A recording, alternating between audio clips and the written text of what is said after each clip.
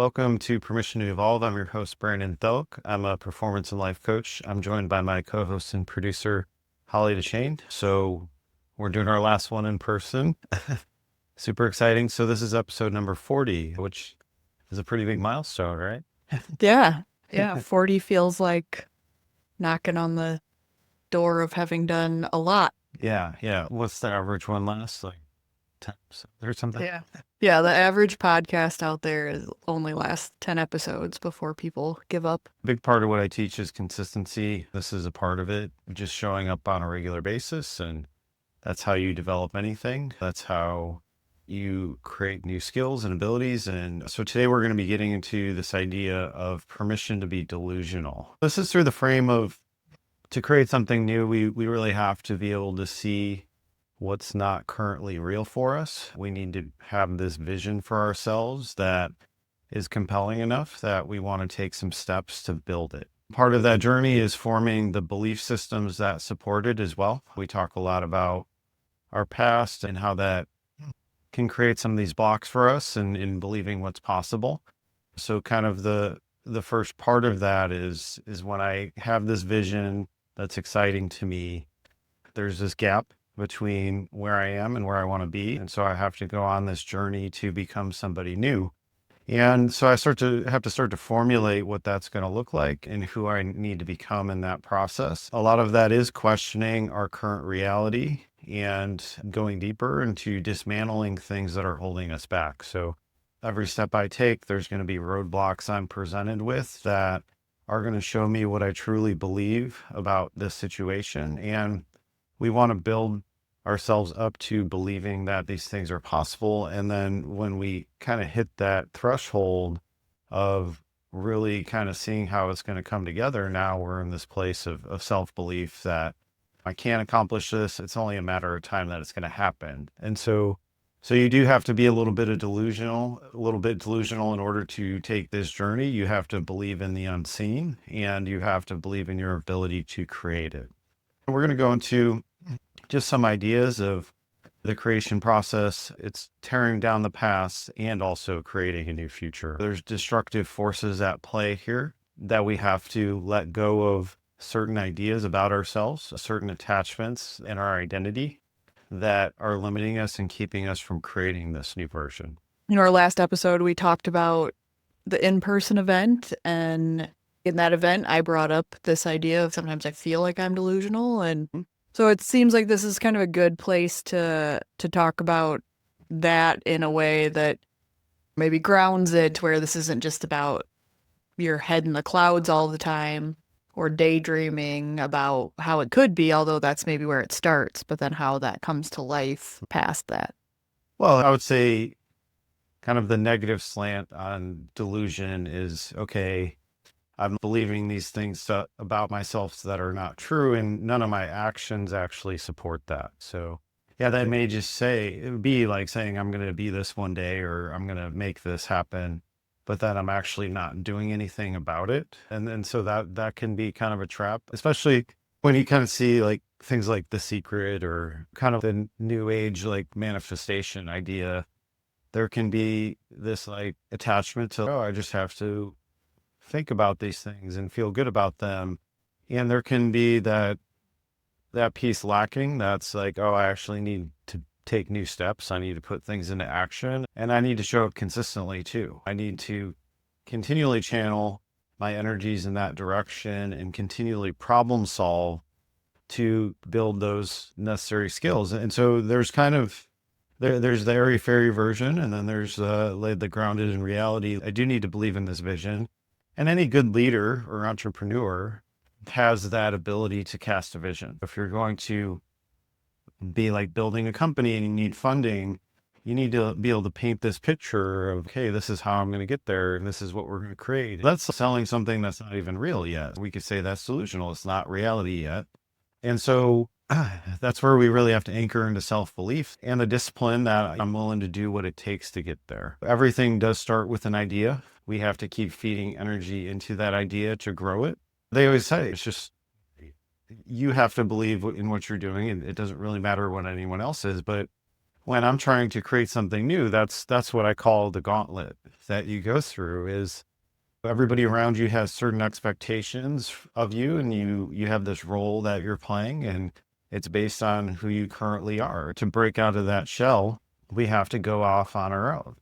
And that's where, if people think they know us, if they've seen us over a number of years and our actions haven't supported this idea, that's where generally we get the backlash. That's where people are like, yeah, you're not going to do that. It could be a version of like, they don't see those tendencies in us. So that they could be like, yeah, you're really out of tune with reality here. But then there could be like, maybe they had some dreams and desires that they really didn't pursue. And so they have their own regrets behind that. And so they can be projecting that onto us. There's a couple different versions that can be at play here. But yeah, if my current actions won't be supporting it because I'm at where I'm at. That's why we need that strong enough desire to remold ourselves into something new is I have to get real with myself about where am I currently at, and what's standing in my way, what's preventing me from creating this new version. And so a lot of times what's going to create that is we get the ideas flowing. We start to formulate some sort of dream or vision that's really exciting to us and is meaningful enough that I'm willing to put in the work to make it happen. Yeah, I'm curious if you have any stories or examples of sort of going from delusion to something grounded. I mean, we can easily use examples of like the time that you and I have been working together, the existence of this podcast, the in-person event, any of those things we can use as examples. But I'm wondering, before we go into those, if you have others that come to mind where you're like, I was a little delusional about this, but then put in all this effort and this was the outcome.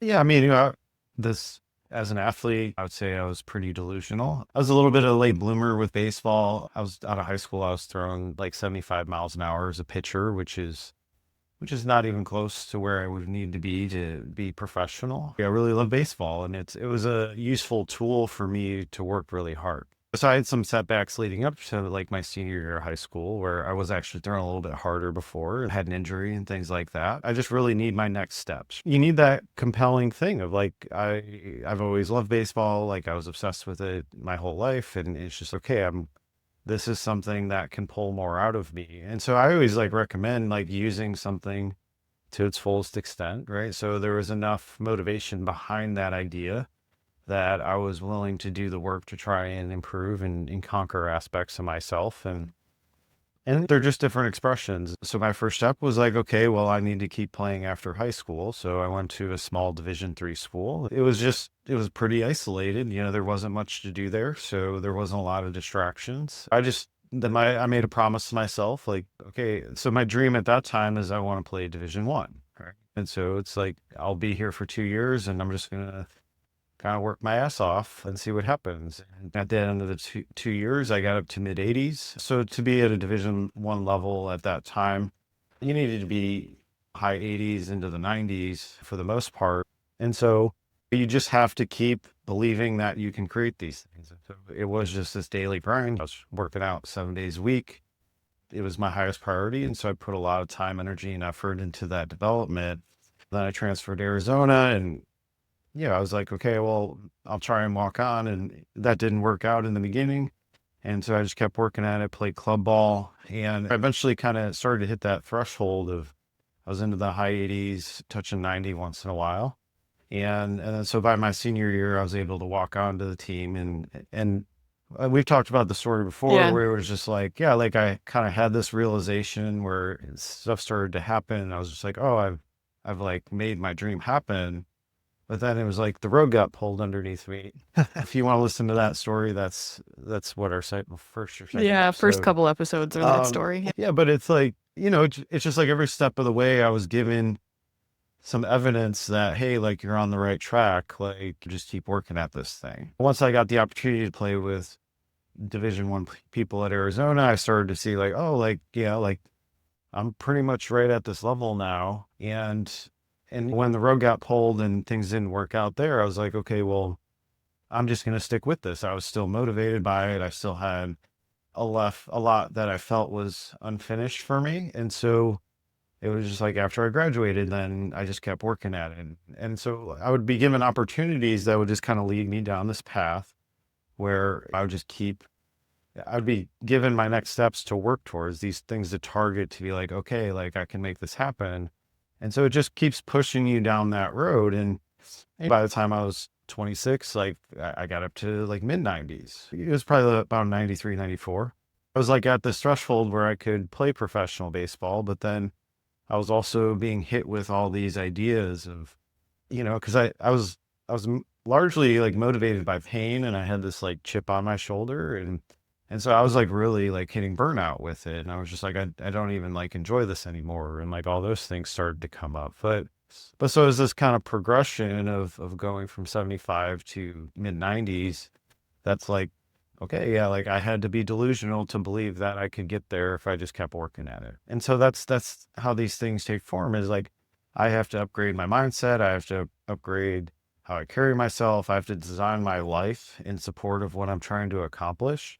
And so it's just following the path, and you're not there yet, but it's like generally you're given some evidence that you're on the right track and that there are some next steps to take. And so each step you take, you're at this new vantage point where you can see maybe a clearer path to what you're trying to accomplish. And so everything's really that way, is I have to believe that I can outgrow who I am now and become something more. And now it's just with coaching. It's started off with high school athletes, and then college and professional. And then now I had the idea I want to get into corporate. And so that's like happening. And so it's just each level, like you have to level up. You have to shed these old beliefs and ideas about yourself in order to line up with whatever opportunity you're trying to accomplish. Yeah, I think, and you touched on it a little bit in terms of other professional athletes. Not a professional athlete over here, but having recently in the last year completed an Ironman, I think about that. There is an element of delusion that even goes along with, oh yeah, I can literally work out for 15 hours in a single day. But do you have any other from your coaching where you've kind of coached people through that phase of, I think I want to do this thing? And I would say it's a pretty natural part of this work is you're at someplace in your life, and that could be you don't know what's next for you, and you're at this transition phase, but you need to change. And so it's always going to start off with the larger part of me doesn't believe that things can be different. And that's whatever the scenario is. And yeah, like specifically with triathlon. So me like not taking that path or being an endurance athlete, like, but yeah, I regularly think like triathletes are crazy because that like it's hard for me to fathom like dedicating that much time and effort to something to work out that long. And let's say yeah, I was in the gym like 4 or 5 hours a day a lot of times, but it's like to be out on a course for 10 plus hours or whatever, that's and doing three different disciplines is really challenging for me to wrap my mind around. So it's like so even as an athlete, it's hard for me to grasp, but then it's also like, just think of a person that's like not an athlete at all. And you're like, oh, I'm going to do an Ironman and this is what it is. Like most people, yeah, you're crazy. You don't know what you're talking about, right? yeah, Because it's just like difficult to wrap your mind around. And that's when you're dealing with kind of the extremes of something. It's so far from what people like perceive as normal that you're just like, yeah, like, I don't understand. That's part of that gauntlet, is like what I'm setting out to accomplish is way different than anybody around me that, of course, they don't believe in me. Of course, they're questioning like how I'm seeing things. But, if I get around people that have done similar things or are doing similar things, that's actually normalized. And it's like, yeah, there's a recipe to this. You formulate these plans and you start to you put the work in, and then you build up to it. Right. So it's kind of like, who are you around? Are you around people that are big thinkers and can kind of see like what the process actually is? Or am I around people that just live very status quo, normal stuff, and they've never like taken on a challenge like that, and so they have like zero data for like how that can even happen. sure. So ultimately, we're talking about this idea that I'm at a certain place, and if I want something, if I have something that's exciting to me, and start to question, like, how can I make that happen? I am going to be faced with my reality. And so I might have some very intense limiting beliefs that are built on pain that really, really think that it's not safe for me to pursue those things. And so that's where we get resistance. That's where we get a lot of self doubt. That's where we don't have the confidence. And so we start to get that confidence by gathering information. And that's like reading books, watching inspirational things. It's just, oh, this person started from this place and they're in this totally different world now. What was that journey like? You have to be delusional in that process. You have to be like, I don't care. Like, I'm going after this and I'll figure it out along the way. And in that process, you have to conquer yourself. And that just means you're reconciling the parts of yourself that doesn't believe it's safe or doesn't believe you're worthy of it or deserving or that you can't have it because you're not good enough. It's about becoming good enough. It's about, because it's like, if it's so far off, it's like there's this gap I have to close. And so I have to, every challenge I overcome, like that's where I build that confidence, where I believe it's more and more possible. So when I set out, I might believe it's like 5% possible for me.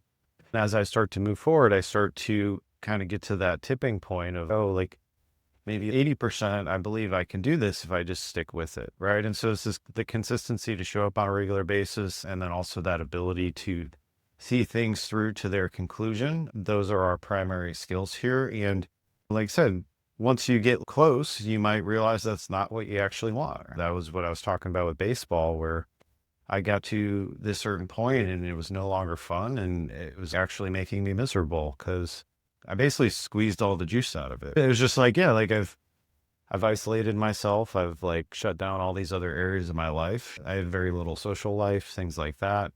My desire behind those other things started to be greater, where this was actually like, it just felt like I was like sacrificing too much of myself to stick with it. I mean, that's an interesting example, right? And you were part of a conversation I had the other night, right, where I made the point of being like, I reserve the right to change my mind. And I think that's a good point in terms of anything that's delusional. You don't have to be married to the idea that you're chasing. It can change. But in thinking about the consistency aspect of showing up, if we just use this podcast as an example, when you and I first talked about this idea, it could be really easy to get caught in it feels really difficult because, I don't know, look at Rich Roll or I don't know who's another big podcaster. Like Joe Rogan. Joe Rogan or something, right? Who have these huge, huge platforms now and how hard that is. But if you go all the way back, those guys have been doing it for 15 years or something. So of course it was over time that was accomplished, but it is a little bit about overcoming all of those things, finding a voice and the way you want to talk about things and all that. Yeah, So being seen, like all that stuff. And that's the thing is it's a journey and it is every time. When we see the big finished products, we're like, hey, there's that idea of like overnight success or whatever. And really that's not true at all in almost zero cases. It did something just like randomly happen. It's just like somebody was working at something in the darkness for a long time to get to a certain level. And then when they were ready, certain opportunities started to come into view. I mean, the thing is that even like with coaching, there's commonly people want to be like speakers and things like that. And so they're like, oh yeah, I'm going to charge $10,000, $20,000 to speak for an hour. And it's just like, no, like you have to, it's a skill and you have to get really good at it. And so you basically start speaking for free. right. And that's even if you can find somewhere to speak, right? Like you have to have a message, you have to have something you can offer people of value. And so it's kind of knowing there is this process to everything. Like you have to believe you can become that level speaker, but it's like, well, but the work's right in front of you. It's here today. And so you just kind of need your first opportunity. And then from that, you just keep building. Right. And it's like, as you get your first speaking gig now, it's just like, okay, how can I do more? You start asking those questions. You don't expect that the first time I do it, I'm going to be brilliant at it. That's where the self-compassion piece comes in is I might look stupid. I might freeze, I might not know, I might lose my train of thought. It's all these things. We need the experiences to give us those aspects that show up that we can perceive as weaknesses that need to be strengthened in order for you to become very skilled at something. So it's a journey every time. I've learned over time to really like surrender expectations of timelines. It's more of just showing up on a consistent basis and continually iterating to develop your skills and to fine tune things. And because when you're truly ready, like the opportunities start to present themselves, and you're also in that place where you believe enough in yourself that you're able to step into those things fully and take advantage of the opportunity. That's one of the worst things that can happen is if you're given an opportunity before you're ready and it goes really bad. Now I have to like dig myself out of this hole. But that's why we want to be delusional in terms of the long-term vision, but then it's also, I want to be very in touch with reality in terms of where I'm currently at and know that that's where my work is, that I need to continually build off of that to move in that direction. For sure. So if I were to ask you if there was anything that you were delusional about today, what would you say? I guess I've released my attachment to so many things that I'm just like, I guess I've dissolved a lot of my like vision stuff, and I'm just more very present of I'm very process oriented, and every day I'm like working to be the best I can at this and in what I'm doing. And I just trust that that's going to lead to bigger things over time, where I guess I've like stopped obsessing about outcomes or what I need to happen certain ways. Definitely, but I've like established the discipline. I've established kind of this foundation where this is how I carry myself. And so I trust that when I'm ready for next levels, like I'm going to be getting those opportunities pretty naturally. I don't feel like I have to like fight for things or reach beyond myself too much, because it was through that. I think a lot of when we have the delusional piece, it's kind of like there's something I'm not happy about, or there's some pain going on within me. And I feel like if I can get there, that's going to like solve all my problems. Okay. So I think that's largely where that comes from, is it's like this vision is compelling enough because in the way that I can fathom, that would be the ultimate expression of me at this level. But so I guess I've transitioned to this ongoing journey of like, I just trust that my future is always brighter than my past. And that's going to continually increase. And so I'm just very in tune and in the moment with my process now, where I've kind of stepped out of like needing that stuff to motivate me to work hard towards things. Like I just put in the work regardless. When I'm ready for something, I'm always given the next steps that are revealed to me that lead me to a higher expression of what I'm doing.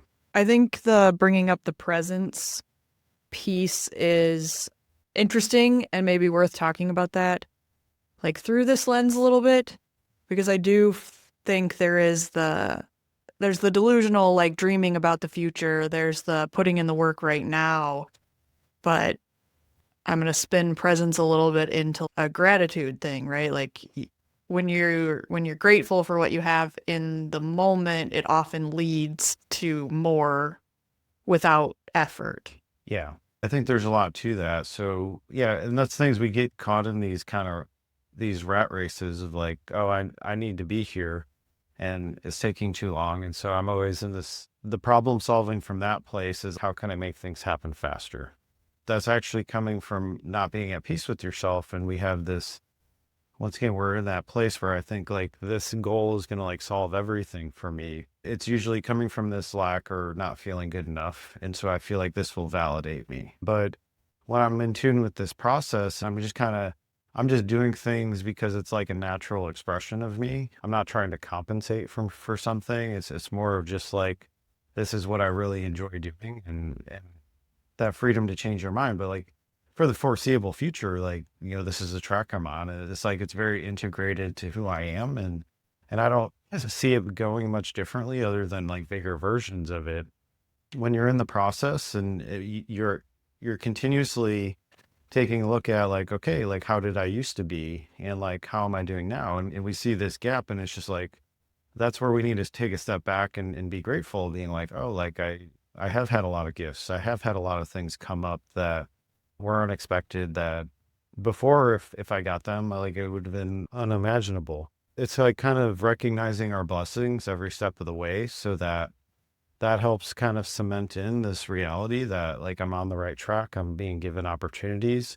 And and so I don't need things to be different in order to be happy. Like I'm more just like happy with the way things are going and I'm actually optimistic or excited about continuing to move in that direction. So it is about being present and appreciating things and when we are grateful, that really expands our energy field where I'm at peace with myself, and so I'm actually like kind of attracting things on that level of, things that just continuously like feed me feeling grateful, right? And think of a lot of people that maybe have accomplished a goal or they're at a place where they once dreamed about, but they're not in the recognition of that piece that they've had help and support come from unexpected places along the way. And they have had opportunities fall into their laps and all those things. They're still functioning from the lack. And even if they're there, it feels like nothing's ever good enough. It still feels like there's something else that they have to chase to find themselves. That can actually make you miserable over time. And think of like what a turnoff that is to see somebody that like has the world but still like nothing's ever good enough from that place, right? It's just kind of like, well, like, yeah, what's their problem? Don't they look at their life, right? It's really interesting to see those dynamics, but I think it's like, when you're there though, you're kind of operating more on how can I manipulate things to happen faster rather than being at peace and allowing things to flow into your experience. It's that flow we're after with when I'm feeling grateful and I'm just connected to what I'm doing and I'm doing it because I enjoy it, not because like I feel like I have to do it or need to do it. You're putting off this different energy and so we're going to get opportunities that align with that way of being. I'm not fixated on making something happen because I don't feel good enough. Yeah.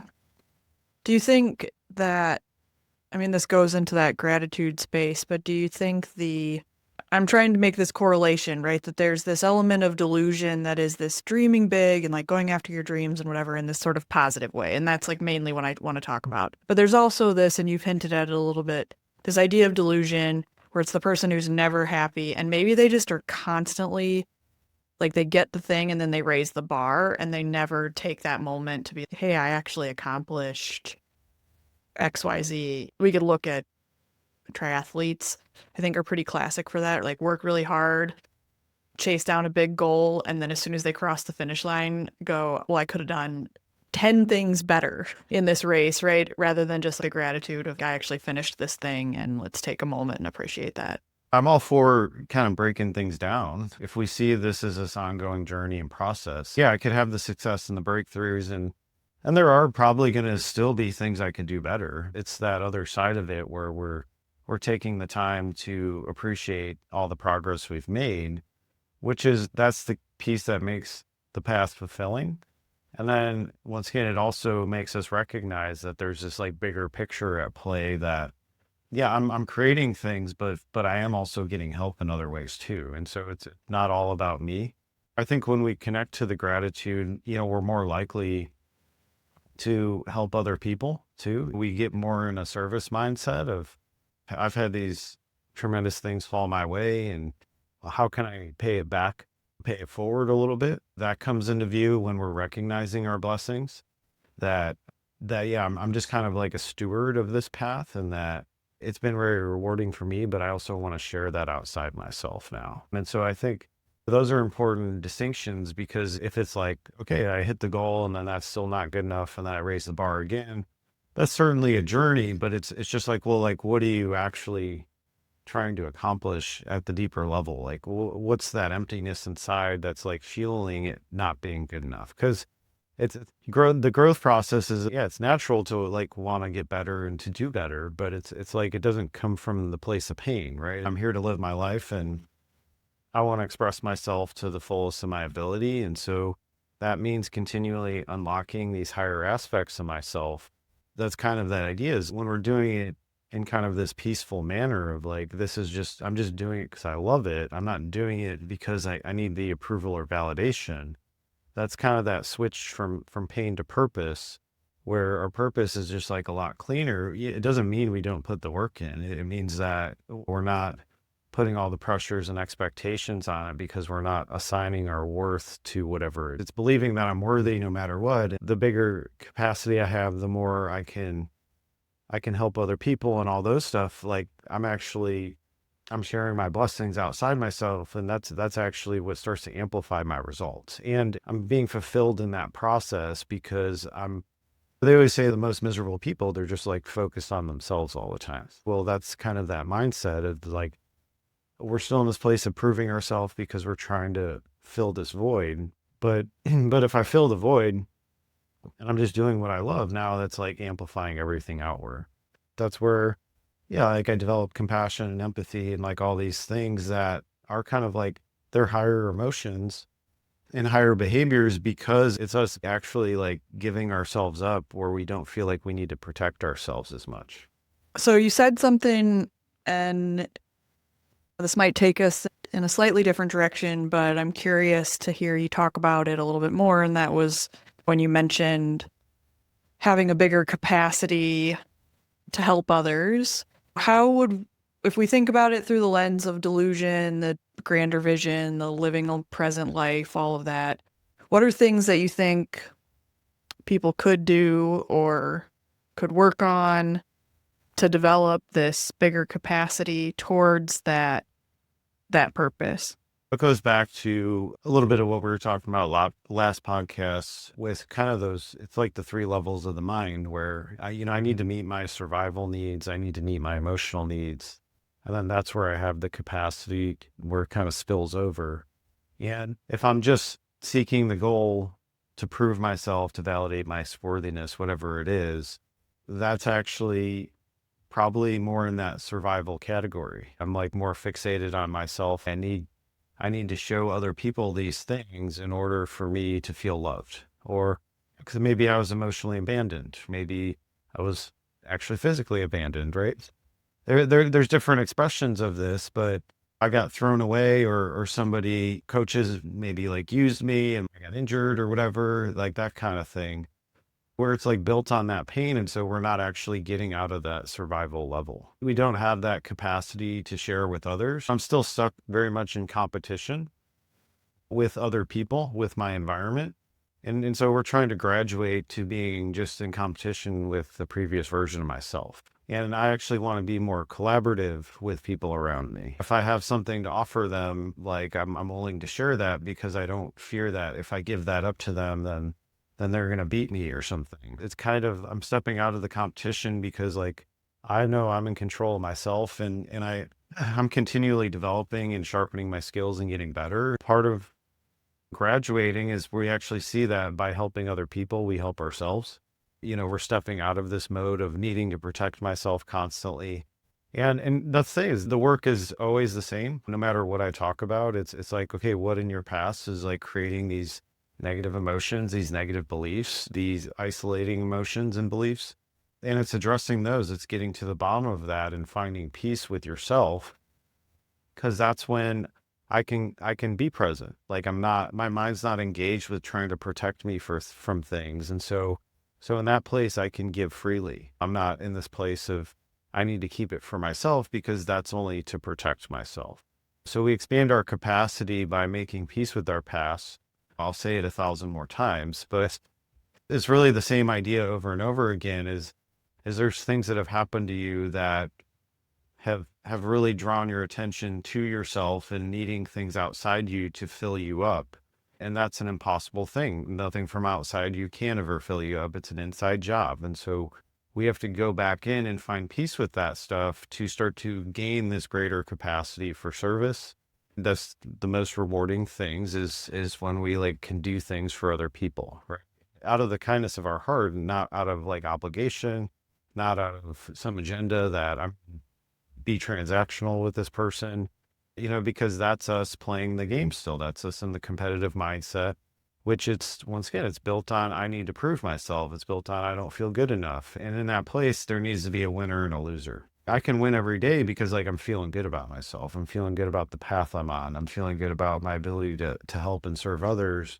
And it doesn't because even if I get the achievement, it's, well, yeah, what does that look like?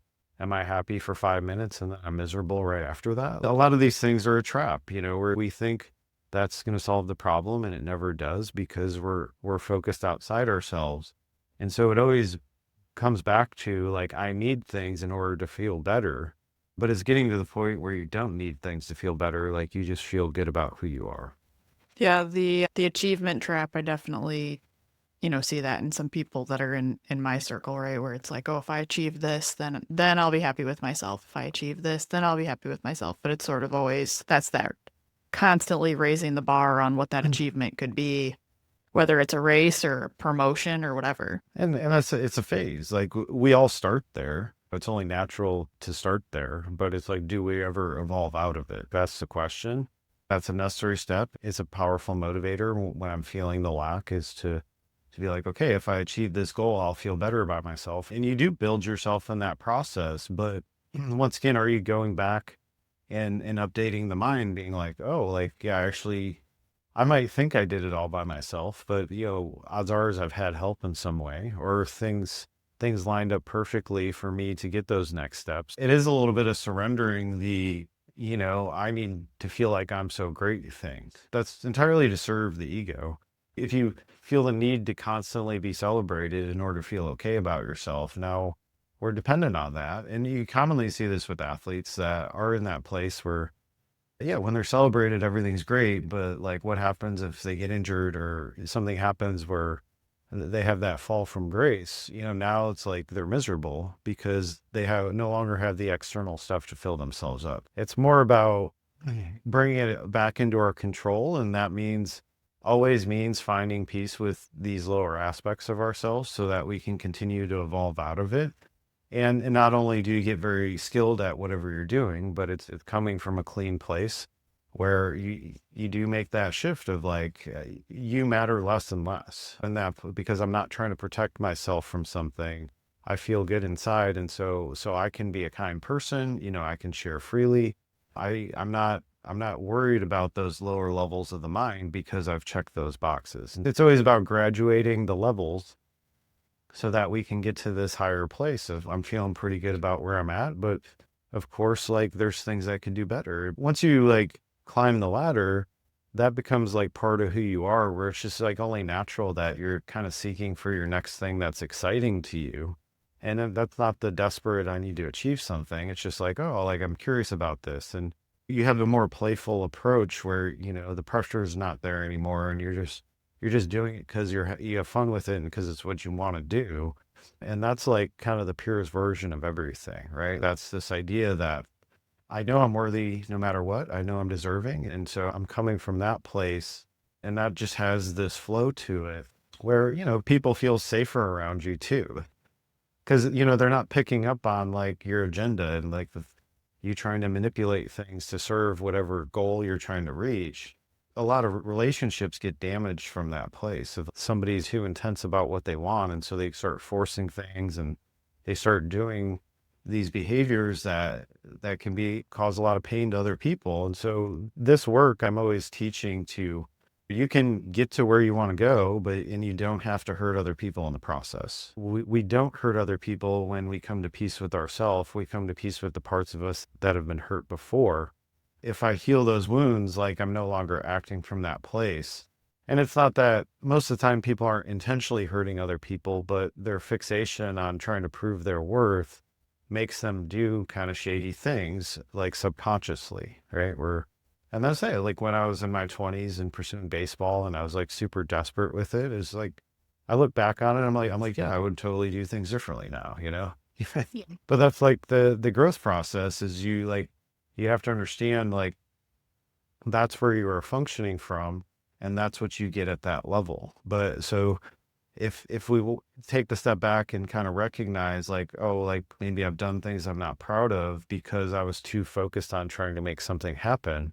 Now I'm starting to reconcile those things where I can forgive myself. And then I can also you make the correction of like, okay, I learned not to treat people that way anymore. I learned to show up differently. I learned that no matter what I want, I can have that. And I don't have to be manipulative or trying to do things where there's that winner and loser situation. For sure. So we just talked about the sort of achievement side of it, the going after the next thing. But as you were talking through that, I started thinking there is like the flip side, and how, if we're talking about someone who is beating themselves up in a everything feels impossible, I would never be good enough, I don't have a voice for that, I couldn't because XYZ. They still have these dreams and desires, but they're talking themselves out of that delusion through whatever the logical reason is, or their own self-image, things like that. Let's talk a little bit about that side of it. Well, so that's generally come from being raised around a hypercritical person that picked us apart all the time. If we're criticized a lot, if yeah, there's volatile energy around and we felt like we couldn't fully pursue what we wanted, or it wasn't okay, or it wasn't safe, that's where a lot of that comes from, is like I internalize their energy, their harshness. I don't want to become the same person. And so I've learned to be that way with myself because I don't want to hurt other people like they hurt me. So that it's kind of working those pieces out where my inner critic is harsh on me because that mirrors what was told to me growing up. That's part of the journey, is like we have to take actions to disprove what we believe about ourselves. And that includes like the criticism and the harshness that we might be functioning from. Is I need to take steps to be softer with myself, I need to create that space to allow me to make mistakes, because mistakes are how we learn. And mistakes are also kind of your mirror to your next step. It's, oh, okay, I thought this was the best plan going into this and it didn't work out the way I wanted it to. And so I'm going to take a look at that and I'm going to make adjustments.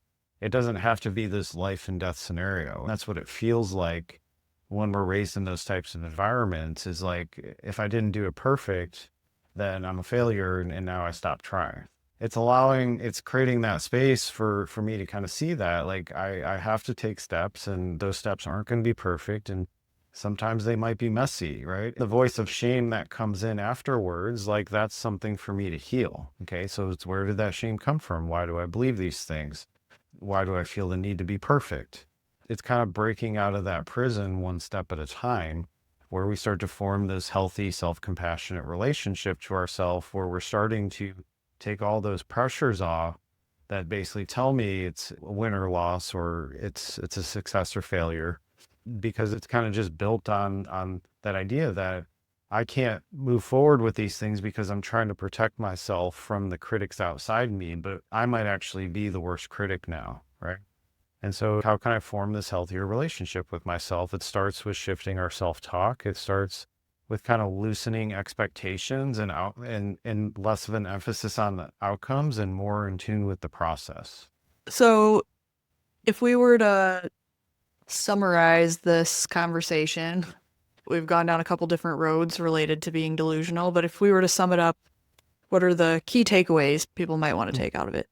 Yeah. So, especially recently, I've been talking about like 3 different levels and stuff like that. And so you're at where you're at. And so if you're at level 1, okay, I might be driven and motivated by pain, and I might project outward this vision of this ideal situation that I need to accomplish in order to prove my value and worth. That's a powerful thing. That's what gets you going. There's no shame in that. We need to find some sort of vision that's exciting enough for us that we're willing to put some work in.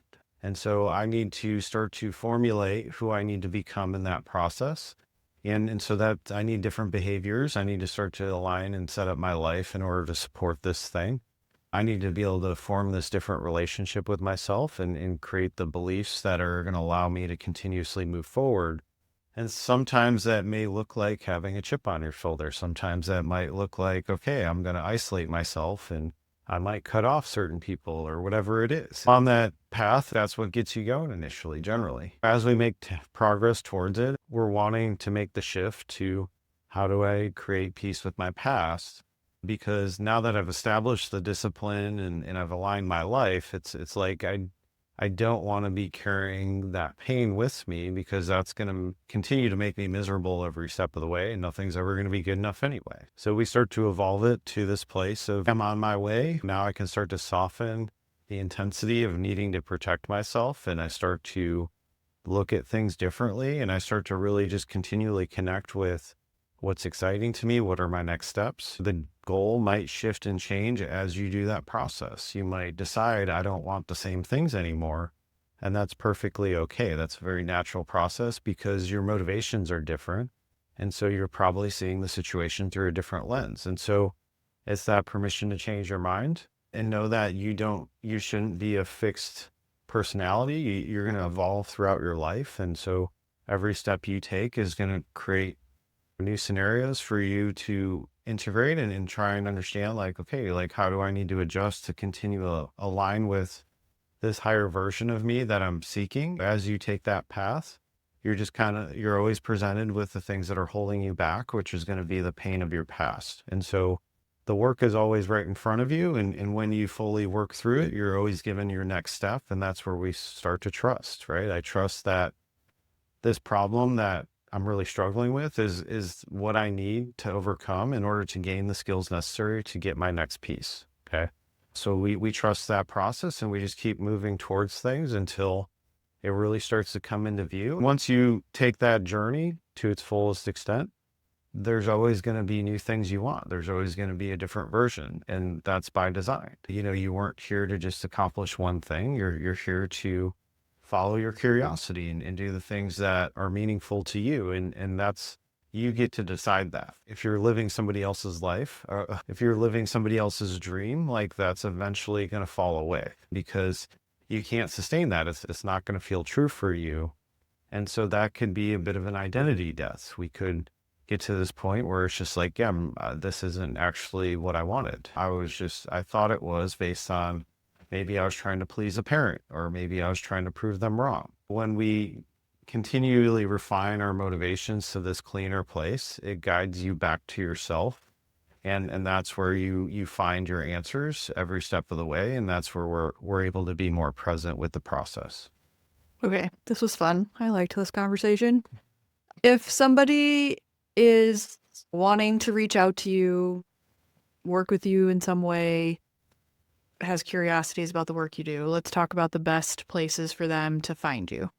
Yeah, so you can visit my website, brandonthielk.com. On there, you can book a free 30-minute strategy session with me where I get a sense of where you're at and help guide your next steps and how I can help. And also on there, you can register for my newsletter. That's where I give some insights for the week and give you updates on the business, what I've got going on. So we're going to be doing some more in-person events. I'll be teaching master classes virtually. So be on the lookout for that information. And if you want to follow along on YouTube and Instagram at Brandon Thielk and at bthielk on TikTok, I post out there regularly with all sorts of insights and ideas for you to help you work your puzzle, whatever it is you're dealing with. So thanks for listening. We'll talk to you next time. Yeah, talk to you later, Brandon. Happy 40th.